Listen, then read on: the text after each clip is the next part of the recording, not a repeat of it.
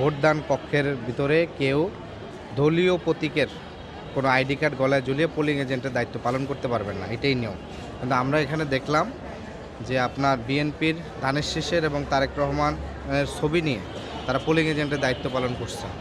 এবং এটা যে দায়িত্ব পালন করতে পারবেন না, এখানে যে সহকারী যে অফিসার যিনি দায়িত্বে আছেন তিনি এই নিয়মটাই জানেন না। তাকে আমি বললাম যে আপনার এখানে যারা পোলিং এজেন্ট আছে বিভিন্ন দলের, এই পোলিং এজেন্টরা কোনো দলীয় আইডি কার্ড নিয়ে গলায় দায়িত্ব পালন করতে পারবেন না। সে বলছে যে এটা আমার প্রিজাইডিং অফিসারের সাথে কথা বলেন। তাহলে সে একটা আইনই জানে না, আইন না জেনে সে এখানে দায়িত্ব পালন করতেছে। তাহলে এই যে কোটি টাকা দিয়ে তাদেরকে ট্রেনিংয়ের ব্যবস্থা করা হয়েছে, সেই ব্যবস্থা তাহলে তাদেরকে কি ট্রেনিং করলে তারা কি শিখিয়ে দায়িত্ব পালন করতেছে, এইটা একটা গুরুত্বপূর্ণ অভিযোগ আর কি।